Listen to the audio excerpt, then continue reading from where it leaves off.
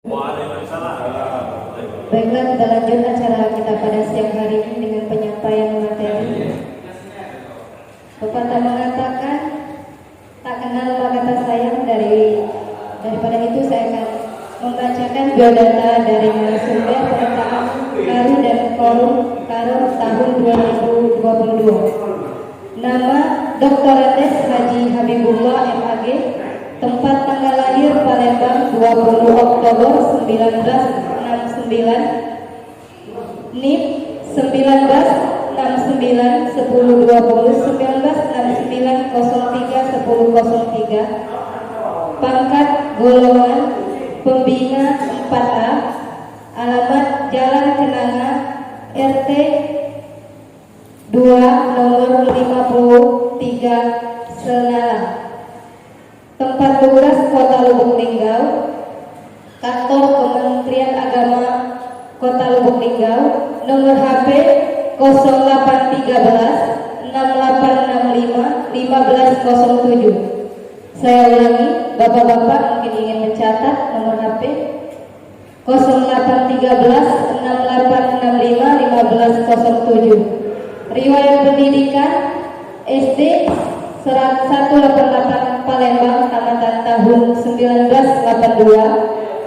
MTS Negeri Lubuk Linggau tamatan 1985. PGAN Lubuk Linggau tamatan 1988. S1 Tarbiyah Pai IAIN Raden Patah Palembang tahun 1993. S2 Studi Islam UMS Surakarta tahun 2000.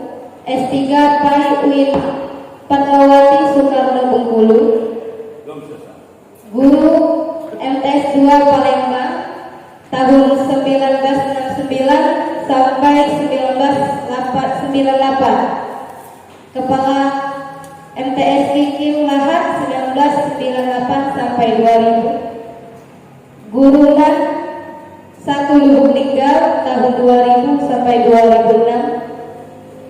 Kasih Pemda Kemenang Musirawas 2006 sampai 2011. Kasubag Tata Usaha Kemenang Musirawas tahun 2011 sampai 2017. Sekarang Kasih Pembat Kemenang Lubuk Linggau tahun 2017 sampai sekarang ya Pak. Baiklah, selanjutnya saya serahkan kepada pemateri kita, kepada Dr. Andes Haji Habibullah MAG. Kami persilakan. Assalamualaikum warahmatullahi wabarakatuh. Alhamdulillahillazi hadana li hadza wa ma kunna linahtadiya laula an hadanallah. Wassalatu wassalamu ala habibillah Muhammad ibn Abdullah wa ala alihi wa sahbihi wa mawala. Yang saya hormati ketua rombongan dan ketua guru, para staf di PHP yang saya hormati. Syukurlah pada pagi menjelang siang hari ini kita dapat berwajah bersilaturahim, dan paling penting kita dapat melakukan pemantapan terkait tugas Karu dan Karo.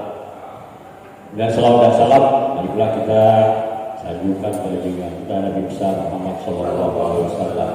Bapak Ibu yang kami hormati, kita ini tergabung di kloter 7 PAN. Jadi kita akan diberangkatkan dari diterima di embarkasi itu tanggal 30 Juni ya, tanggal 30 Juni jam 12 lebih kurang kita diterima. Kemudian kita berada di embarkasi. Kemudian besoknya kita pukul 14.45, jadi pukul 2.45 kita diberangkatkan ke dari embarkasi ke bandara, dari bandara ke Jeddah. Jadi karena kita tergabung di kelompok terbang 7 gelombang kedua. Sebab itu seperti yang disampaikan Pak Kemenak tadi, bahwa kita masih kena karena kita haji tamattu.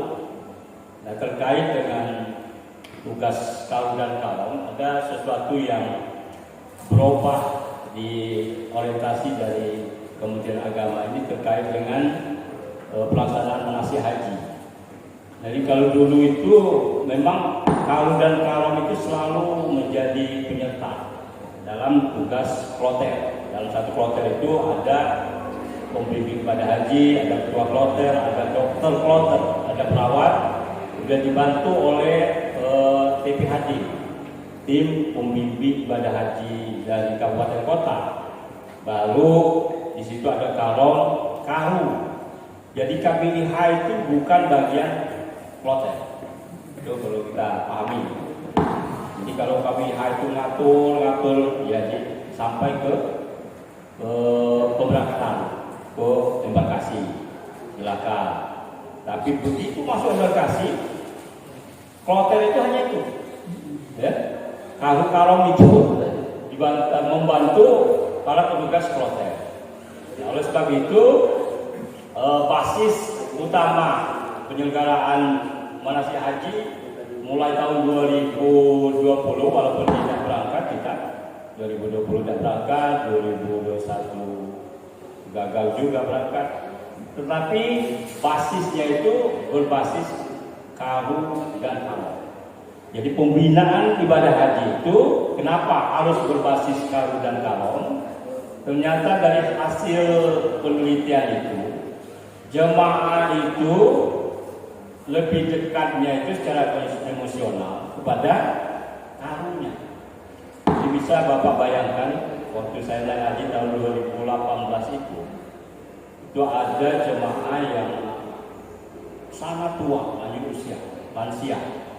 Nah, jadi kalau kita itu kita titipkan masing-masing orang tua itu setiap tahun. Jadi tugasnya itu sangat berat untuk ngurusi istri, ngurusi mertua, ngurusi orang tua, kita berangkatnya serba. Tapi juga diberi tugas ngurusi lansia. Tapi luar biasa. Barangkali pahalanya itu bukan karena dia naik haji, tapi pahalanya itu karena dia ngurusi lansia itu sehingga bisa melaksanakan ibadah haji baik yang sunnah, wajib maupun rukun haji. Nah, oleh sebab itu Bapak Ibu, saya ingin sekilas menyampaikan cerita. Misalnya Al-Qarni itu nggak pernah naik haji. Al-Qarni itu jadi ada seorang ulama dari Suriah.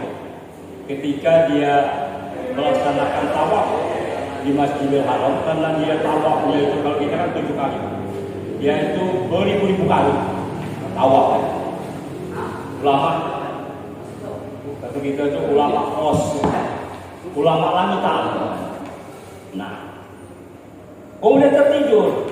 Nah, habis dia tidur dia bermimpi. Para malaikat bercakap-cakap, ratusan ribu ini jemaah haji yang berada di tanah suci. Kata malaikat, satu pun tidak ada yang diterima, ditolak semua. Tapi ada yang diterima ibadahnya, tapi dia tidak naik haji. Nah, bingung ulama, mau nggak naik haji, ibadahnya diterima sebagai ibadah haji. Sementara yang naik haji beratus ribu itu satu pun nggak ada yang diterima. Kenapa? Ternyata yang naik haji itu kena riya, kena macam-macam. Kemudian pelaksanaan ibadah hajinya juga tidak sah gitu. Maka ulama ini berusaha menelusuri di mana orang yang disebut malaikat. Ketemulah Al-Qarni itu. Ternyata kenapa dia tidak berangkat haji? Karena dia ketika ini berangkat haji itu dia mencium bau harum dari rumah tetangganya. Nah, istrinya itu kepengen betul makan makanan yang dimasak tetangganya. Datanglah Al-Qarni itu ke rumah tetangganya. Kata tetangga itu makanan itu khusus untuk kami, haram untuk kami. Apa kata Al-Qarni? Apa yang kamu masak itu? Yang membuat cukup untuk kamu Pak ya. Untuk orang lain tidak boleh. Punya bangkai Pak, bangkai yang dimasak. Karena tidak ada makanan. Nah, Al-Qarni ini belum dengan istrinya. Di mana uang kita untuk berangkat haji? Kita sedekahkan semuanya kepada orang miskin. Jadi tidak berangkat mereka berdua. Nah, karena ketulusan hati Al-Qarni dan istrinya, semua jemaah haji itu kata malaikat, semua para jemaah haji itu amalannya diterima. Coba kalau bukan ada Al-Qarni, semua amalan. Prinsipnya begini Pak, saya ingin hubungkan itu karena saya pernah jadi ketua Karom tahun 2018. Saya ingat betul ada kawan saya sebelum berangkat haji itu dia pesan, "Beb, kau bodoh kalau kau lagi nyuruh tugas aku nih lah. Tidak ada yang aku tinggalkan. Sholat 5 waktu di Masjidil Haram. Bahkan aku sholat mampu melakukan mulai dari sholat tahajud, sholat hajat, sholat tasbih, sholat taubat, kemudian melaksanakan sholat subuh. Sudah subuh itu sholat duha atau dia kan. Nah, aku mesti terus gawe aku di masjid. Jadi kalau tak mau sekolah, tidak. Makanya aku tidak bertugas itu betul. Maka ketika aku bertugas Pak, aku dari Selawas. Tawari jadi kalaunya. Karena itu tadi, pahala kita itu mungkin apa yang kita kerjakan itu dengan mengabaikan orang lain itu tidak diterima oleh Tuhan. Karena kita egois, mementingkan diri sendiri, tidak peduli pada orang lain. Jadi itu yang perlu kita tanamkan Pak. Jadi ada baik hati tanah suci ada. Uyal kemudian kawan itu ngurusi wong mak, masjid Haram. 1 rakaat katanya, 1 waktu baru sholat 100.000 nilainya. Nggak mungkin bisa lagi kalau kesini kan. Kalau nak kesini lagi butuh waktu 30 tahun lagi. Nah itu omongan orang. Tapi secara filosofis itu, apakah ibadah kita diterima atau tidak oleh Tuhan? Itu hak prerogatif Tuhan. Nah masalah keikhlasan itu kita bisa merasa ikhlas apa tidak itu. Nah, karena keikhlasan kita itu, ini kan jemaah haji kan duyufur rahmat, tamu Allah. Kalau tamu Allah itu kita layani dengan baik, itu yang melayani itu, sehingga dia bisa melaksanakan setiap rangkaian ibadah hajinya itu dengan mudah, dengan nyaman, dan mereka tidak sanksi dengan ibadah yang mereka lakukan itu. Walaupun tanggung jawabnya berbeda-beda. Misalnya, jika itu menyangkut ada jemaah haji yang tidak mampu melaksanakan rukun haji, misalnya tawafnya kurang, tidak dapat melaksanakan wukuf dengan baik di Arafah, itu kan rukun haji. Tidak berihram dengan baik, nah itu tugasnya yang paling besar dosanya itu siapa? Pemimpin ibadah. Tapi apa kalau tidak bertanggung jawab? Bertanggung jawab. Mestinya ketika orang pakai ihram, tahu itu langsung melapor. Pak, tadi pas pakai kolor, Pak, tahu tuh. Nah, tidak boleh pakaian berjahit. Nah, itu perlu kalau itu mengingatkan. Kalau ketua kloter mengingatkan 450 orang itu tidak sanggup dia. Makanya diserahkan 10 orang pada satu grup. Jadi mudah mantau. Jadi memantaunya dengan mudah. Nah yang paling banyak itu Pak, kejadian itu jamaah haji pria masih memakai pakaian dalam ketika berihram dan tidak ada yang mengingatkan. Ya. Apalagi kita ini jamaah haji gelombang kedua langsung ke Jeddah gitu. Nah, dia sudah memakai pakaian ihram itu di asrama haji. Nah, kemudian kita di Mekah itu kita ditempatkan di Maktab 25 di seputaran Raudhah. Itu satu hotel itu untuk Sumatera Selatan. Jadi untuk Sumatera Selatan dan kita kan gabungan dengan Bubble. Karena jemaah Bubble itu sedikit. Mungkin hanya 1 kloter, 2 kloter tak sampai. Nah kita satu hotel itu wong Sumatera Selatan, wong Tito kan, artinya si bakso gitu. Jadi enak. Beda kalau dulu. Kita tahun 2018 itu di atas kita ada dari Medan, kemudian dari Bandung. Nah kalau dari Palembang apa namanya, dari Sumatera Selatan, semuanya ada di sini. Wong Palembang itu kreatif. Dia bawa laksan, bawa apa namanya, kerupuk, bawa pempek. Jadi kita tinggal kalau lagi pesan datang ke kamar kita. Oleh sebab itu bakmi banyak. Untuk itu. Kemudian yang kedua yang saya sampaikan, kalau jemaah sebelumnya itu makannya tidak dilayani Pak di sebelum Arbusna. Artinya kita mulai tanggal 2, 3, 4, 5, 6, 7, 8. Dia mulai tanggal 4. Tanggal 4 itu kita tidak dilayani makan di Mekah. Makan cari sendiri. Nah sekarang ini Pak Pul kita dilayani di Mekah. Kemudian di Madinah itu dulu tidak dilayani juga untuk makan pagi selama 9 hari. Nah sekarang full, kita makannya full. Nah, artinya kita banyak penghematan. Saya ingat betul, kalau makan pagi itu habis 50 rial. Jadi kalau kita hitung kali 9, kali 200.000.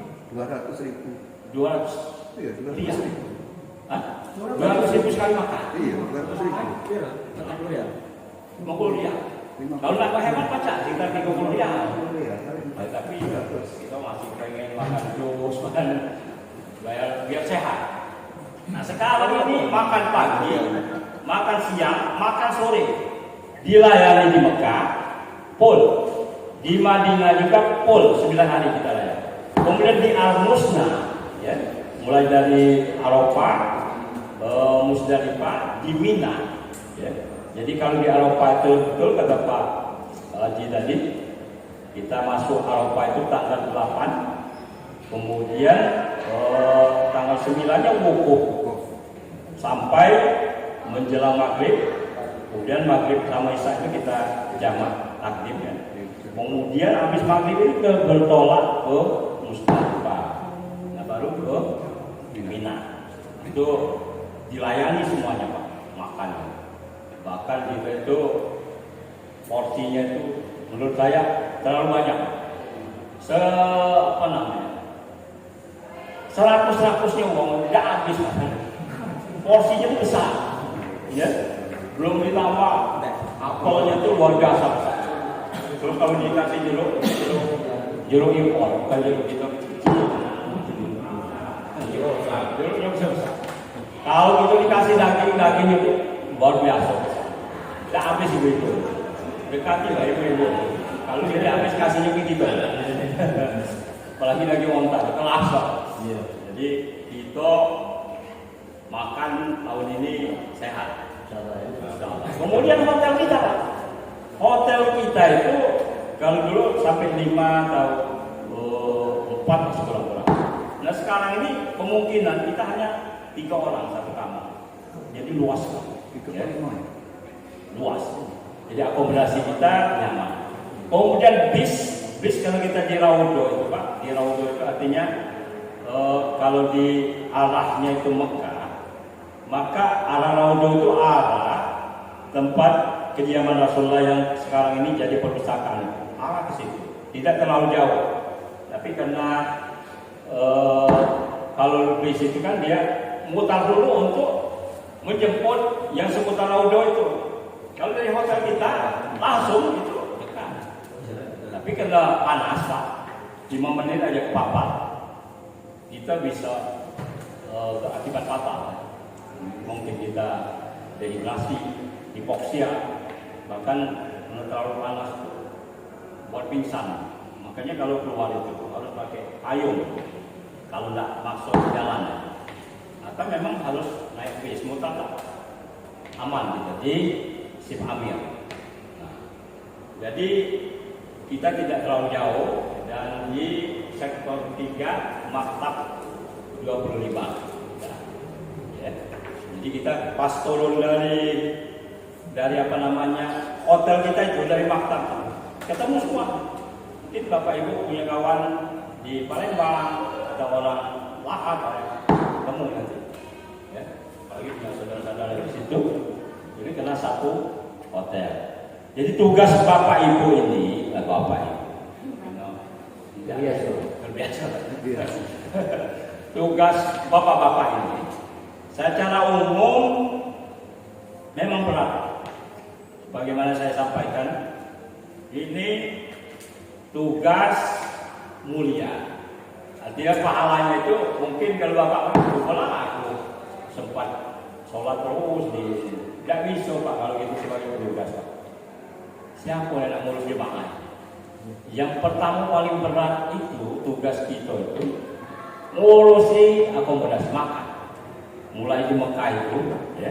Bahkan mulai di Jeddah itu kan dikasih makan. Mulai kita mau mendistribusikan makan itu ke regu kita masing-masing. Dikasih untuk regu itu berapa? 10. Ambillah 10 itu bagi kita. Nah, mulai murah tanah itu laku.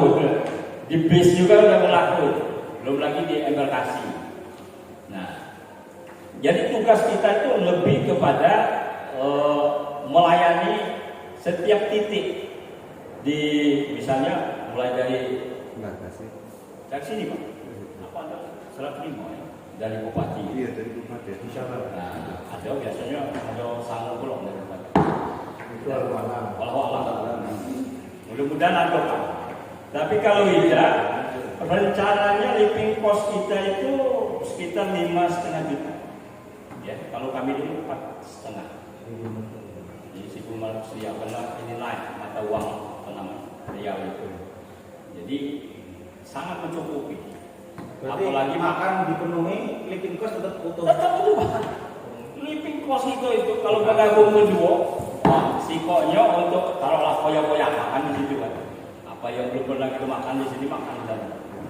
Nah, yang sisanya separuh lagi, oleh makan itu dari tanggung pemerintah. Oleh sebab itu bapak, ibu jangan mengkhawatirkan itu. Banyak orang tuh mana masuk anak-anaknya, ayo sokongan kamu.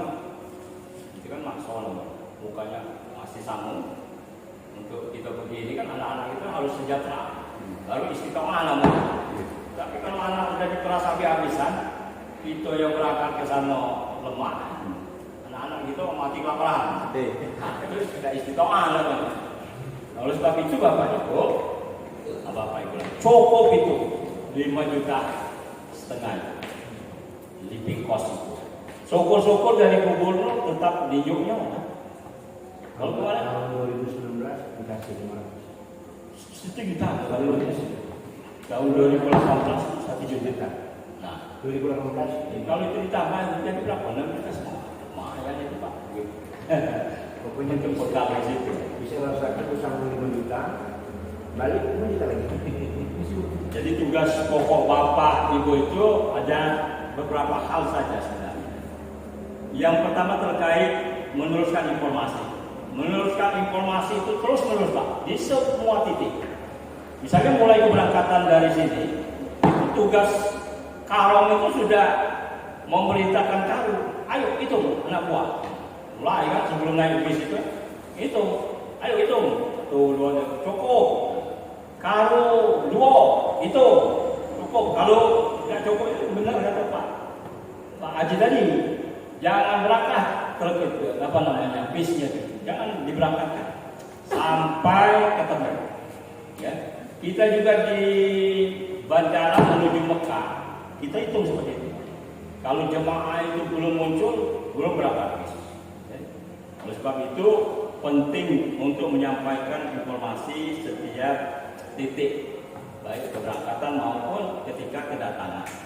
Kemudian mengatur, membantu, membimbing, memantau, mengevaluasi segala hal yang berkaitan dengan layanan dan ibadah kepada anggota rekunya.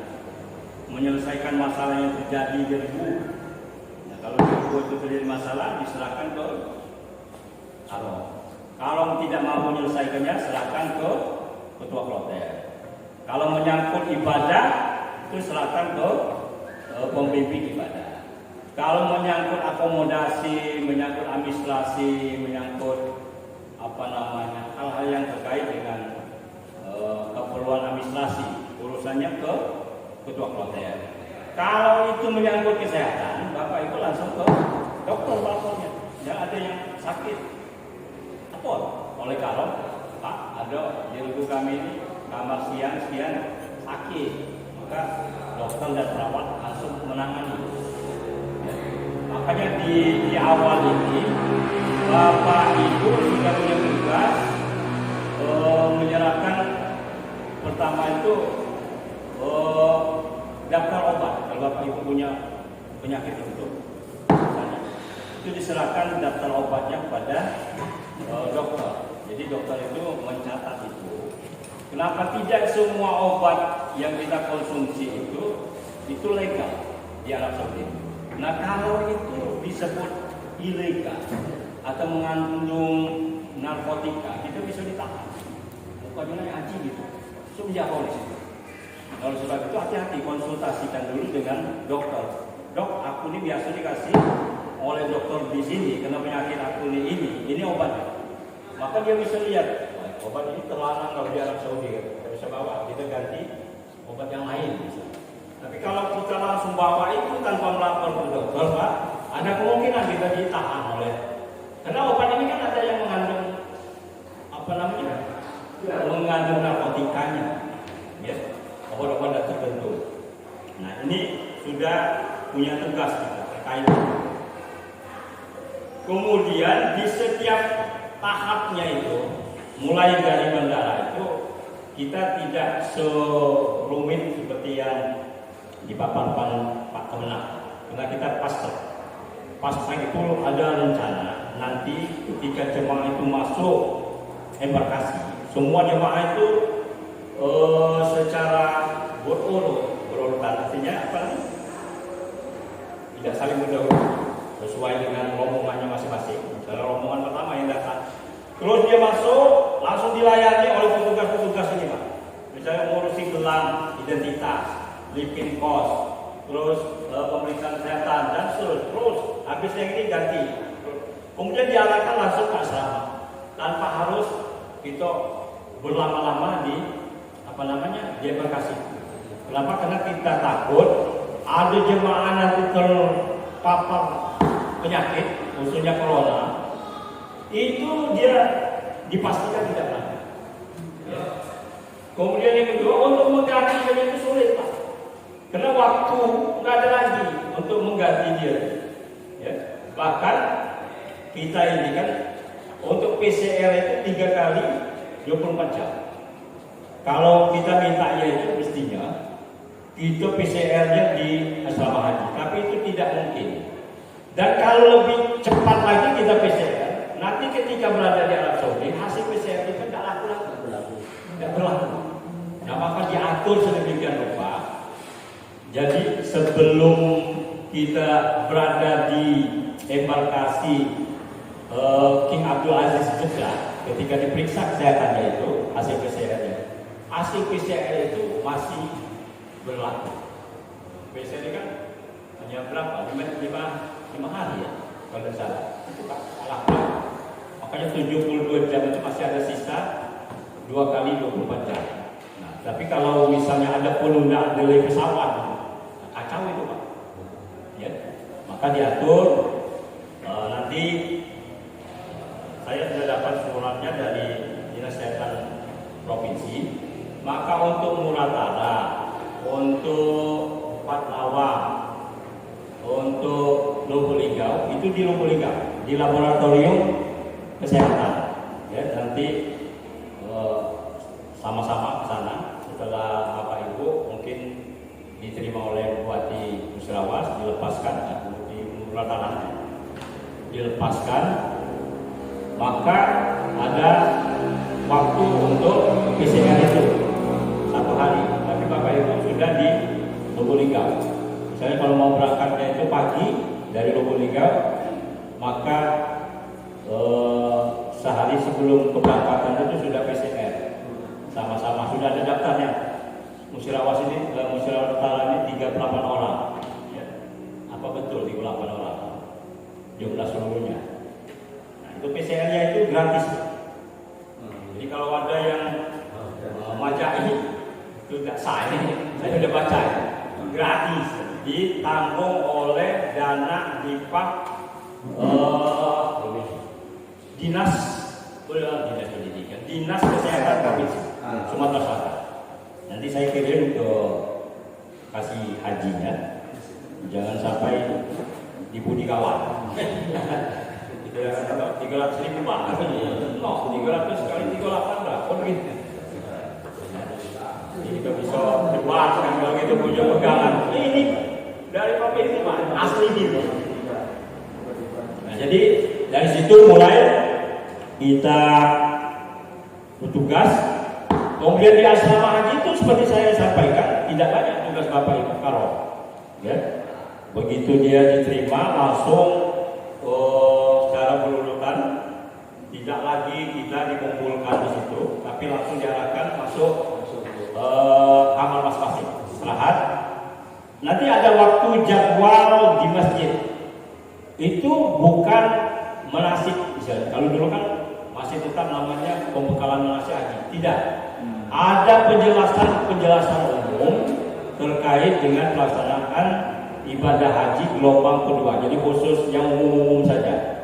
Misalnya terkait persiapan gelang identitas yang sampai lepas. Karena yang jamaah tahun 2019 itu yang hilang itu 18 terakhir. 19. Nah itu hilang itu karena identitasnya dilepasin. Jadi gimana nih? Susah. Mungkin banyak spekulasi. Ada yang ngomong dia tuh memang mati di sandungnya. Tapi tanyalah dengan para perawat, dokter yang di sektor. Mana dia kalau dia ngomong bahwa mayoritas jemaah haji Indonesia ingin mati, dia harus tidak Pak. Siapa yang ngomong kayak itu? Kenapa? Semua jemaah yang kami rawat nak hidup kalau Pak, nak hidup kalau ada yang nak mati. Bahkan mereka sudah menyiapkan oleh-oleh untuk anak cucunya katanya. Nah kalau dia mati di situ, itu bukan kena dia yang mati di situ, memang lagi panggil di situ. Tapi kalau kata ada yang ngomong dia mengkhususkan diri ingin mati di situ, itu diri tidak pernah terjadi. Dan itu memang benar. Yang mati di situ itu hampir setiap tahun jamaah kita ini meninggal di Arab Saudi paling sedikit itu 465, itu yang paling sedikit. Itu disurvei, hasil survei tahun 2018, 2019. 2016, 17, 18. Nah itu yang mati itu Pak, itu disebabkan mereka kelelahan. Kita kan belum pernah gelombang kedua ini. Kita ini selalu gelombang pertama. Jadi gelombang pertama itu mana kita? Ke Madinah dua. Kita arba'in 90 hari makan minum ibadah, makan minum ibadah, makan minum ibadah. Kemudian mungkin kita wisata ke tempat-tempat bersejarah di situ, ke Masjid Kuba, Kiblat Ain, kemudian ke kebun kurma, ke Gunung Uhud, ke Jabal Magnet. Itu aja kerja kita selama arba'in. Nah kemudian kita diarahkan ke Mekah untuk melaksanakan ihram. Jadi tawaf ya, itu tawaf wajib, tawaf kedatangan pertama. Tawaf kudum. Nah, tawaf kudum. Nah itu oleh jemaah kita ini, karena dianjurkan oleh para KBIH, jamaah itu amalnya itu 100 kali lipat daripada sholat di masjid lain. Akhirnya Pak, sampai menjelang keberangkatan ke Al-Musnah untuk melakukan ritual haji. Haji itu puncaknya itu di Arafah, Musdalifah, Mina. Mereka sudah habis tenaga. Kenapa? 5 hari menjelang wukuf itu, bis itu kan ada, tapi berjalannya itu cepatlah bolong berjalan daripada bis. Kalau saking macet di puncaknya itu sudah sangat macet. Maka waktu itu tidak dilayani makan, tidak dilayani lagi oleh bis lawan. Akhirnya apa? Jemaah ini berjalan, walaupun jauh dari Mismala itu bolak-balik itu lebih kurang 12 km. Berjalan mereka yang tua-tua itu, karena diiming-imingi pahala besar. Akhirnya ketika puncak ibadah haji mereka masuk rumah sakit. Nah, lelah. Apalagi umur lah, kalau ini kan 65 paling. Dulu 80, 90 usianya. Maka dianjurkan ketika menjelang al-husnul harus para karu dan karong mengingatkan kepada jemaah, sudahlah Pak, apa ini kan lah banyak pahalanya. Beberapa hari ini cobalah mulai dari sholat tahajud, sholat sunat rawatibnya, dan sholat wajib. Sudah berapa hari kita melaksanakan itu. Menjelang ini kita perlu tenaga yang kuat agar mampu melaksanakan puncak haji itu. Nah, jemaah itu harus diingatkan seperti itu. Pak Karong itu orang yang paling dekat dengan para jemaah. Kami dulu depan posisi Pak dengan Pak Lutfi. Sekarang Kepala Dinas Kebakaran KPU Lubulingga Murah. Itu karena dia orang bodoh nih yang kan marah lah yang Lukas Rotter. Bujang tuh apa dah sholat di Masjid Haram, sholat di asrama, sholat. Nah kita difasilitasi oleh apa namanya? Oleh orang Arab. Imam kita itu di hotel orang Arab disediakan oleh maktab, oleh apa namanya? Hotel itu. Jadi kita menjelang 5 hari ke Al-Musunnah ini sudah sholat di hotel saja. Jadi tidak capek gitu. Turun dari kamar kita langsung ke sholat zuhur, sholat asar, sholat maghrib terus. Nah yang ini dikata-katai buyah. Akhirnya manas lah mereka. Akhirnya berangkat berjalan kaki ke Masjidil Haram. Jalannya 12 kilo berapa? Apalagi waktu zuhur, luar biasa. Itu yang kedua, sebelum kita bahas secara rinci, mumpung saya ingat kasus-kasus yang banyak di Mekah, di Madinah, kaki melepuh. Mereka kehilangan sendal kalau di Madinah. Bukan kehilangan, nggak ada orang maling di situ. Maling salah apalagi. Dia tuh kan pintunya banyak sekali, puluhan pintu masuknya. Dia salah keluar, masuknya pintu mana, keluarnya di mana. Nah, makanya kalau sendal hilang di situ, suruh kawan dulu beli, kan di seputaran Masjidil Haram maupun kalau Masjidil Haram itu ya di depannya kan tower Zam-Zam, artinya tempat layu memang. Nah kalau di Madinah hilang sendal itu, ya suruhlah kawan, apa namanya, beli dulu, jangan masuk. Dulu tahun 2018 ada pejabat kita di Musirawas, sekretaris DPR, buya-buya gitu. Sendalnya hilang, dia tidak berani ngambil punya, tapi dipotong kaki kan. Memang betul kalau kau mati ketahuan ya, di Arab ini potong kaki atau potong tangan paling. Nah, tapi kau telepon lah kawan-kawan gitu, atau kau tunggu di depan pintu, pasti ada yang kita kenal. Tolong Pak beli sendal di situ. So, kalau Bapak Ibu paksa berjalan dari sini ke tempat Pak ini aja, cuma berapa detik, 1, 2, 3 kali langkah.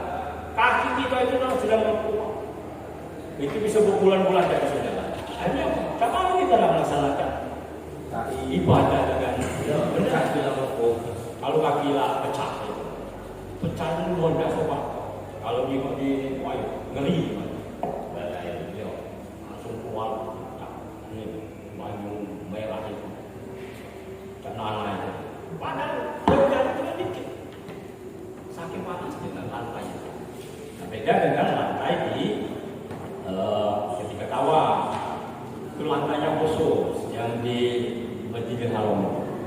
Jadi kita nyangkok di tengah hari itu malah berani kawan.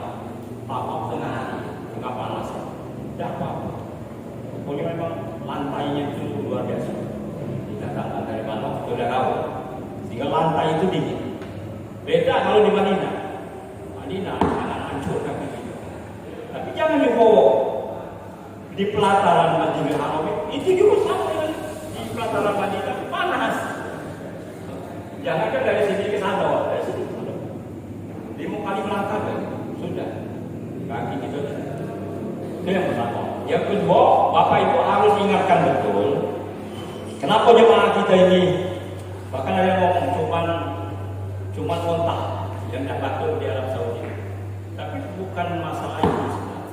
Masalahnya kita ini kan selalu dehidrasi, kurang cairan, kurang minum. Jadi kalau dokter ngomong minumlah sebelum haus, maka niatkan yang bawahnya setiap kemana-mana air zam-zam. Niatkan jangan sampai kena batuk, jangan kena penyakit. Minum, sering-sering minum. Ya. Kalau sering-sering minum itu diingatkan betul, Bapak Ibu yakin saya sampai kembali lagi ke Ropit ini tidak kena batuk. Tapi kalau Bapak Ibu belum haus. Padahal kita tidak dehidrasi. Bukti bahwa kita dehidrasi itu ketika kita kencing, air kencing kita itu sudah sangat keruh. Kalau beberapa menit kita itu tidak minum, nah beda lah udaranya itu dengan udara kita ini. Oleh sebab itu ingatkan oleh para karo itu selalu minum, walaupun tidak merasa haus. Bila perlu itu pakai oralit, satu atau dua ini yang butiran itu Pak. Itu dalam rangka untuk menambah tenaga, kemudian menjaga jangan sampai dehidrasi. Jadi kalau tidak terbiasa minum oralit di sini, dibiasakan di sini. Memang rasanya agak kurang enak, tapi dipaksakan. Mudah-mudahan itu membuat kita stamina kita selalu terjaga, khususnya di Al-Musna itu Pak. Jadi di Al-Musna ini tugas Bapak Ibu itu semakin berat. Tapi saya ingin saya tidak akan bacakan ini karena Bapak Ibu sudah punya ini. Tapi saya mengingatkan step-step yang penting untuk Bapak lakukan tugas-tugasnya itu. Yang kredit dan paling krusial itu pertama ketika Bapak Ibu sudah sampai di Bandara King Abdul Aziz. Ya. Di King Abdul Aziz itu fast track. Kalau fast track itu artinya cepat. Ya. Artinya apa namanya? Kalau kita ini jalan tol lagi. Ya. Jadi kondisi jemaah kita itu masih pakai ihram, masih pakai ihram. Kalau kita lihat di televisi kemarin yang jemaah gelombang pertama di Madinah itu disambut luar biasa oleh muasasah.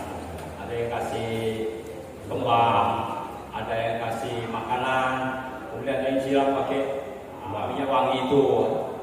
Ada anak kecil juga yang dimanfaatkan. Nah di situ ada pemeriksaan yang sangat ketat di Bandara King Abdul Aziz. Yang terkait yang banyak menghambat jemaah itu ada jemaah itu bawa rokok itu berlebih.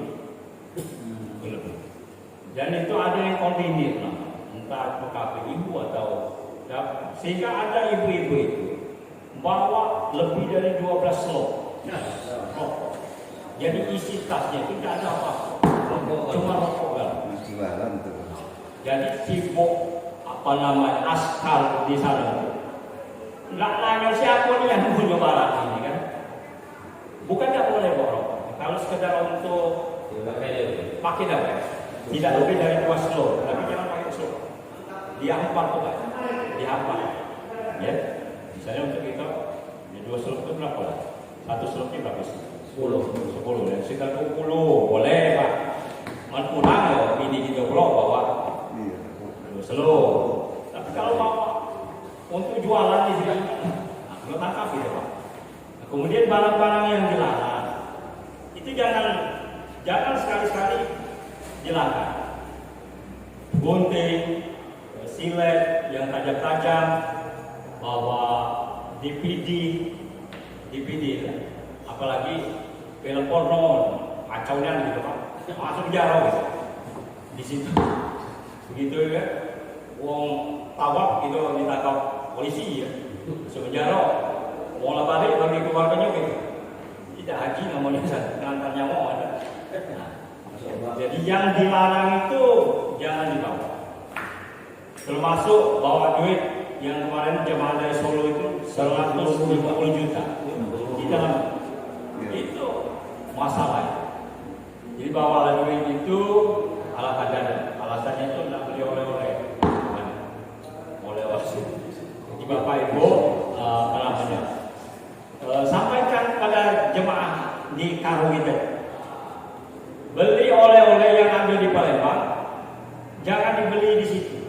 Beli di Palembang atau beli di tempat kami Hadi meninggal di samping bekas Lingkau Pos, pergi persis. Ada kalau cuma, jadi yang bisa dibeli di Lingkau itu seluruhlah keluarga kita beli. Bawa anak rumah kita, ketika keluarga itu berkunjung ya, yang paling penting ya air zam-zam dari sana. Atau kalau memang banyak sekali yang mau dibeli, itu dipakai, jangan dipasokkan di tas. Itu ini double. Ketika kita ingin berangkat pulang kembali ke tanah air, belum petugas haji dari Arab Saudi, petugas itu yang di sana aku begitu. Sehingga yang tahun 2018 itu banyak yang tinggal semua. Akhirnya mereka semua ngambil dia. Petugas itu di sana. Itu lampu nih, ini lebih pak, ini nggak boleh bawa pak. Akhirnya ibu-ibu itu mana yang bisa ditinggal itu. Padahal itu yang belinya mahal. Akhirnya mereka yang ngomongnya aneh mereka. Jadi dari Malaysia itu pas kebayang memang betul. Jadi ingatkan para jemaah di ibu kita itu bawa barang itu pas sesuai dengan takarannya, jangan lebih dari 32 kilogram. Kalau saya dulu dikasih Al-Quran berapa? 10. Yang nggak bisa saya bawa, nggak boleh bawa lebih. Jadi saya pegang sampai di pemeriksaan itu ketawa yang periksa kan di imigrasi gitu. Terus pak, terus.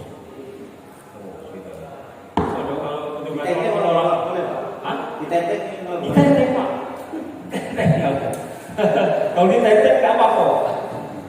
Tapi kalau dimasukin tas itu, jadi ditenteng seperti Quran itu mungkin kita perlu Quran dari sana. Ditenteng, apa itu pesawat tidak masalah. Tapi kalau barang di bagasi atau barang diri kita pak, barang yang tentengan yang ini, itu juga. Saya nggak tahu berapa kilo, 7 kilo atau 15 kilo. 15 pulangnya berapa? 15 kilo.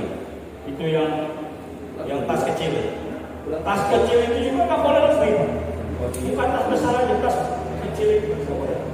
Nah ingatkan betul pada jemaah kita, jangan sampai ketika di King Abdul Aziz itu bermasalah dengan barang bawaan, bermasalah dengan barang yang tidak boleh lebih dibawa seperti rokok tadi, apalagi membawa senjata tajam. Kemudian lewat di situ karena kita sudah mikot di Yaman atau Qarnu Manazil ya, istilahnya itu, maka tugas Karo itu yang paling prodi itu meriksa buntut bapak-bapaknya itu. Jangan sampai mereka tersinggung. Kau pakai? Tidak, karena itu kejadian Pak. Ketika di tahun 2016 itu ada jemaah haji. Mungkin karena karunya lupa mengingatkan, karunya tidak mengingatkan, termasuk pembimbing ibadahnya tidak mengingatkan. Ketika seharusnya di Bir Ali itu sudah melaksanakan sholat di situ kan 2 rakaat, tahiyatul masjid, kemudian sholat sunat ihram, kemudian naik kembali ke bis, sudah melewati mikot itu, baru karunya mengingatkan, Pak, siapa yang belum berniat ihram? Aku betul, lewat. Tak ada bawa dia gawean, aku nedam dulu. Ada hal-hal yang kecil seperti bisa dihindari, jadi hindari.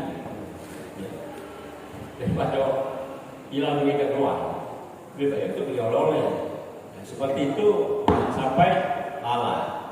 Nah, ketika dari di yang lam itu sebelum turun pesawat, kita sudah wanti-wanti kepada niat ihramnya sudah, kemudian pakaian ihram dipakai, kemudian tidak ada lagi pakaian dalaman.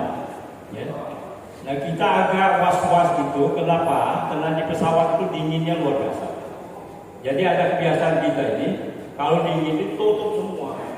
Padahal tidak boleh menutupi wajah ketika sedang berihram itu.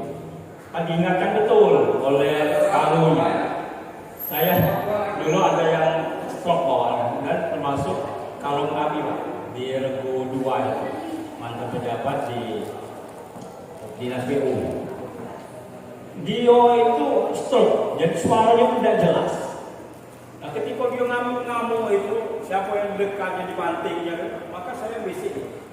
Aduh, dia tidak jelas omongannya. Tapi saya perhatikan apalah masalah bapak ini sehingga dia ngamuk-ngamuk. Low perceptible-nya itu Pak terlalu kencang sehingga dia tarik nafas susah. Maka dia ngamuk-ngamuk. Maka kendurkan itu ketawa dia. Nah semenjak itu CS dengan dia. Sampai ke Madinah sampai ke. Nah, kemudian ada masalah lagi dia nanti saya urutkan aja. Nah setelah berada di hotel dari apa namanya dari Abdul Hajiz, kemudian naik bis itu kalau tidak ada masalah cepat itu Pak. Artinya tidak ada yang tahan, tidak ada yang ditanya lagi oleh petugas di bandara itu, maka kita langsung naik bis. Sesuai dengan ketika kita mau berangkat di sini. Jadi kalau dia Regu berapa, di Kalong berapa, dia harus dekatan dengan regunya. Naiknya juga seperti itu. Jadi mudah kontrolnya. Nah ketika di asrama itu krodit Pak. Kroditnya itu apa? Di kamar-kamar itu sudah ditentukan siapa yang di kamar itu. Nah, kamu harus pastikan jangan ada yang minta-minta pindah.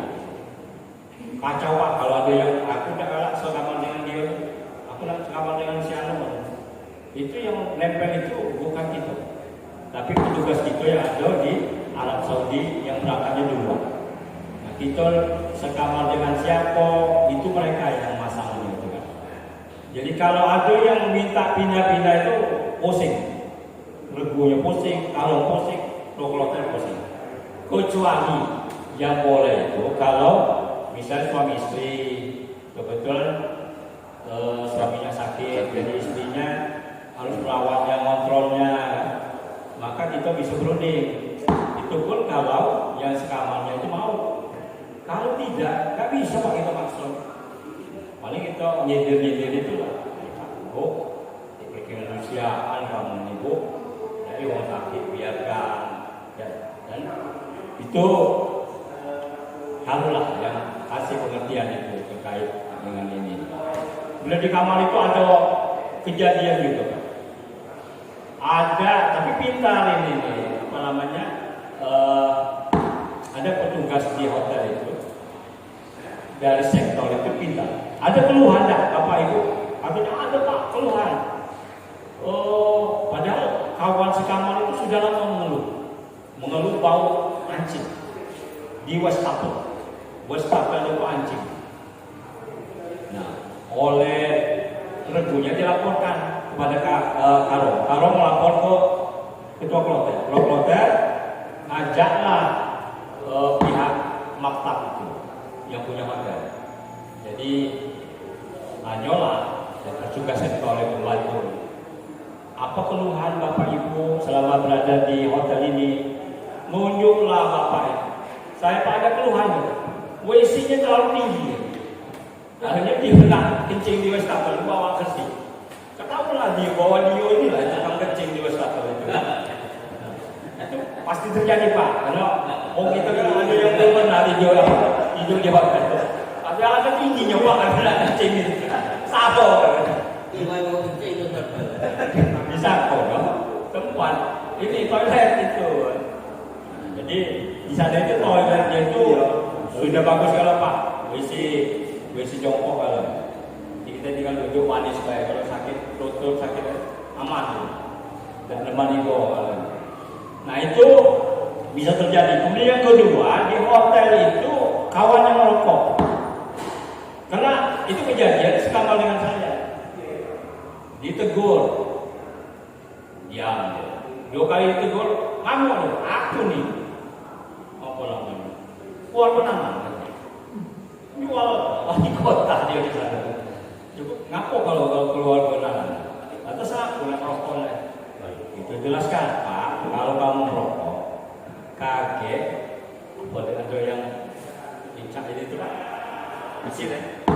Ya, apa itu? Alamnya. Nah kalau alamnya itu berbunyi, kena asap, kemudian banyu itu keluar dari alam itu. Nah seluruh sistem yang ada di apa namanya di hotel ini berhenti. Yang berada di lift itu tidak bisa keluar.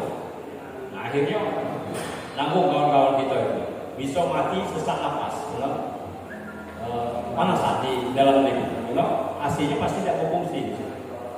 Dijelaskan pasti kena dia dulu. Ayah itu yang bicara itu Pak.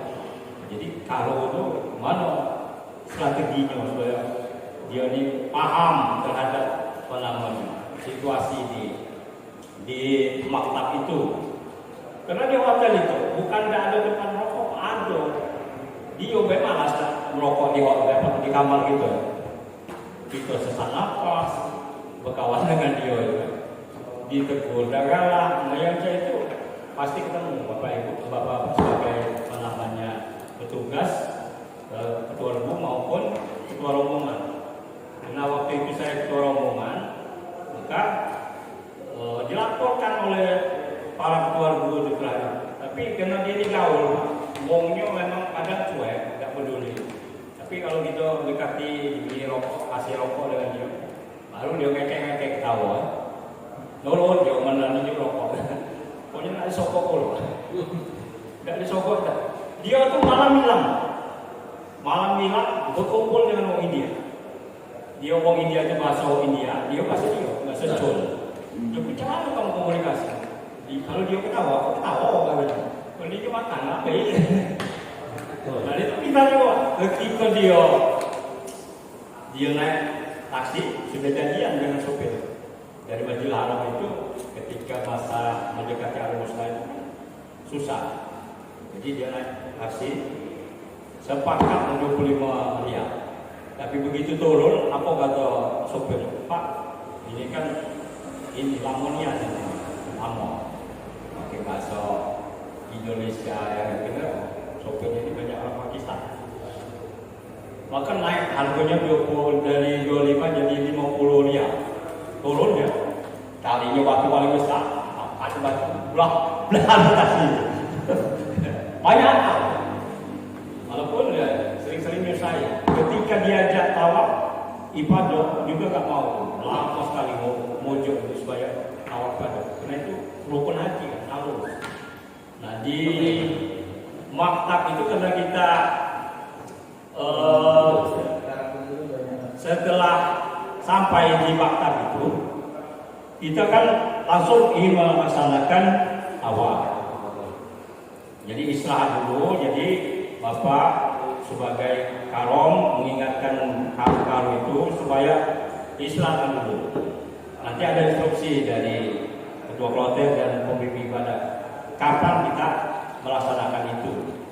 Jadi kalau kita sampainya misalnya syukur-syukur kalau kita sampainya itu masih pagi kan, karena kita berangkat jam 14.45 dari ditambah sekitar 9 atau 10 jam itu agak masih pagi lah.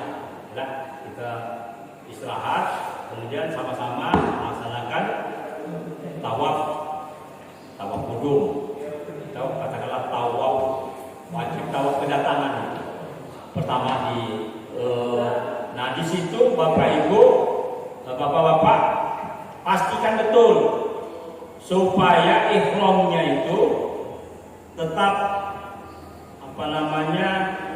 sah.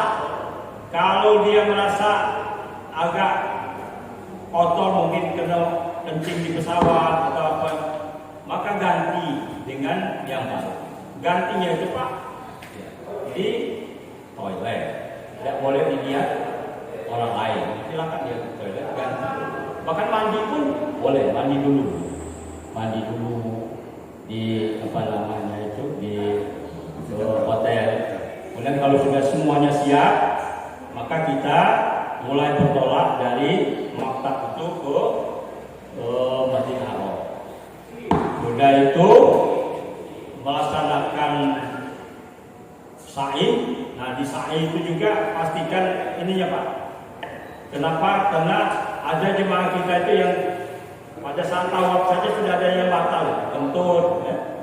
Nah kalau dia kentut jangan panik, kawani, berwudu, kemudian berapa putaran yang belum dia laksanakan, silakan laksanakan. Nah orang-orang tua itu panik Pak, kalau begitu kentut itu dia berdiam. Akhirnya uang selesai, dia selesai juga. Tawaf tidak sah. Makanya tugas Nabi itu ingatkan, sudah cukup Bu ininya tawafnya.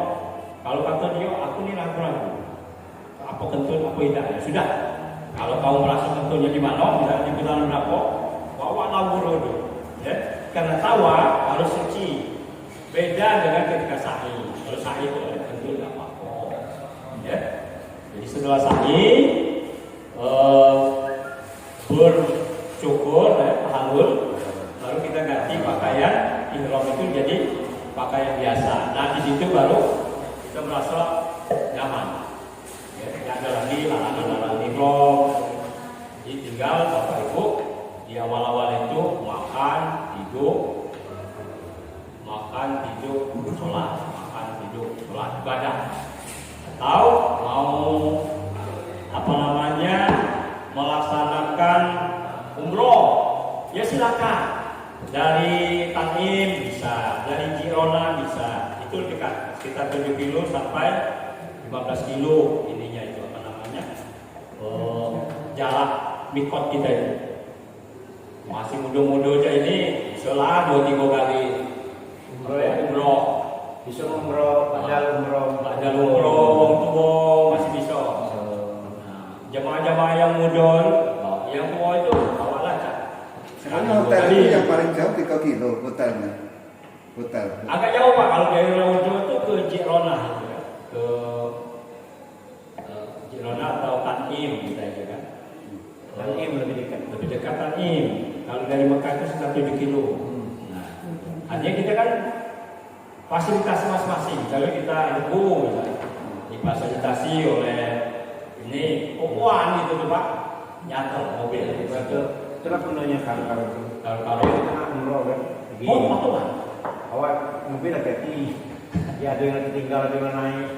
Nah, manfaatkanlah waktu itu sebelum Al-Musna itu untuk melaksanakan umroh atau mau ziarah untuk ini sering tempat Jabal Nur. Silakan Pak. Tapi kalau menjelang Al-Musna minimal lah 3 hari sebelum Al-Musna itu istirahatnya, sholat lagi di hotel dulu. Khususnya yang memang ada resiko tinggi, yang memang ada penyakit diabetes, jantung, darah tinggi, ya sudahlah. Tidak usah lagi ke Madinah. Itu tugas kami mengingatkan. Jangan sampai mereka memaksakan diri di situ. Nah, setelah kita menunggu sampai tanggal 8 Zulhijjah, biasanya pagi atau menjelang siang hari, bis itu sudah untuk kita diberangkatkan ke Arafah. Nah, di padang Arafah itu Tugas kita di situ apa? Mengingatkan para jemaah itu untuk banyak tafakur, banyak berzikir. Kemudian kita ini alhamdulillah ajak apa? Jadi hari Jumat apa namanya? Jumat itu kita berada di situ. Maka disebut ajak apa? Kita kena Jumat. Jadi semakin banyak kita berdoa di situ. Karena sebenarnya Al-Hajj Arafah, jadi sebut haji itu Arafah. Dan di Arafah itu Pak, ada perasaan kalau Bapak Ibu, Bapak ya, ingatkan ke ibu-ibunya. Kalau sudah ada perasaan, aduh mati di sini, akulah ikhlasnya. Artinya apa? Sebenarnya haji kita itu haji yang maklum. Misalnya itulah pasrahnya di situ sudah ada kepasrahan bahwa hidup mati gitu tuh Tuhan tuh lah ya aturnya, silakan Tuhan. Akulah ikhlasnya dan di situ menunjukkan bahwa sudah nyambung gitu tuh ibadah haji kita itu. Di Padang Arafah itu sudah tahu gitu. Haji kita tuh mabrur apa itu. Ya. Belum sampai ke Mina sudah tahu. Ya. Makanya manfaatkan betul. Maka kalau kemarin itu mungkin kami ibu terlalu banyak doa, sehingga berdoanya itu Pak, ini kita lancar ini masih belum selesai, lancar ini belum selesai juga. Akhirnya aku agak protes dengan sama kepala dinas dulu Kanpora itu, Pak Haji Nasa, kata Haji Nasa, kalau aku buat konsep doa itu cukup 2 lembar, kata Haji Nasa. Kalau aku buatnya itu selembar, karena banyak yang sama doanya, sama mutar-mutar itu. Yang paling banyak itu kita butuhkan doa kita ini. Jadi jangan doa bersama itu habis waktu kita. Ya. Jadi menjelang sore hari setelah wukuf itu, setelah sholat zuhur itu. Nah, ini kan sholat zuhur itu bertepatan dengan sholat zuhur. Sholat apa? Sholat Jumat itu berkaitan dengan bersamaan dengan zuhur. Oleh sebab itu, pada sholat itu yang kita manfaatkan untuk mendoakan untuk diri kita, istri kita, anak-anak kita, keluarga kita. Kalau habis waktu 3 jam untuk doa bersama-sama itu, yang kita juga tidak paham apa dia yang dibaca. Nah, untuk apa? Ya. Makanya nanti dengan kelebihan nampaknya satu pun tidak ada yang merah. Jadi Pak Asrul diingatkan supaya selesai prosesi wukuf itu dipersilakan para jemaah itu berdoa masing-masing, jangan berdoa berjamaah. Kenapa? Karena permintaannya beda-beda. Ya. Jadi kita memahami itu, maka silakan kalau Pak Mahfud MD itu dia keluar dari kemah itu, mekik dia berdoa, ya Allah, engkau apa hidup aku ini kalau tidak ada manfaatnya. Akhirnya aku jadi menteri, jadi apa? Silakan ya. Pak, jadi apa sekarang? Di itu Pak, sama tak? Nah, artinya jadi hadis sudah itu. Doakan. Sepakat dia ini berdoa di situ, ya lah. Samping di di Raudo, tempat-tempat yang mustajab itu bisa di situ. Yang berdagang supaya lancar dagangannya. Kemudian kita lanjut Pak, setelah Arafah ini ada kredit lagi. Kreditnya itu ketika berada di Musdalifah. Di Musdalifah itu ingatkan betul para kalu ini dan kaum itu. Di Musdalifah itu di samping nyari batu, di situ tuh merenung tugas, merenung, memikirkan dosa-dosa, memikirkan kehidupan, kemudian berdoa, berzikir. Tapi kawan-kawan kita di sini, Pak, banyak yang perokok saja. Perokok sambil ngobrol ngalung ngidul, ngomong masalah karirnya, masalah konbaranya. Kita lagi ingatkan tadi dia ngomongnya malah ke bakal tahu, tapi kalau aku pikir sekarang tugas kita mengingatkan, Pak, kita ini ibadah. Jadi masalah duniawi, masalah ini kaget urusan. Itu fokus situ ibadah. Dan di Musdalifah tempat ibadah masih tempat rangkaian ibadah haji, masih dalam rangkaian ibadah haji.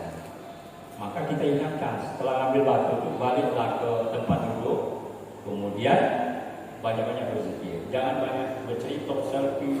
Bahkan ibu-ibu itu, ayo foto sini pulang, ayo foto. Bingung gitu, karena kepala di situ. Dengan ibu-ibu, dengan bapak-bapak cerita, kan. Jadi itulah zikir, tidak bisa juga, sudah duduk baik di bawah. Nah, kemudian menjelang pukul 12 malam, itu jemaah itu harusnya sudah mendekat ke jalan. Jadi kan ada pembatasnya seperti itu.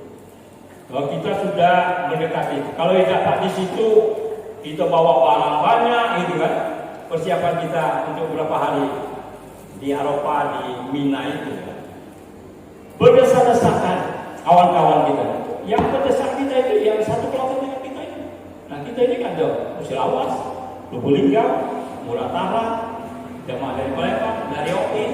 Nah mereka ini saling ingin mendahului. Nah di situ ayah itu ngatur, walaupun satu kota.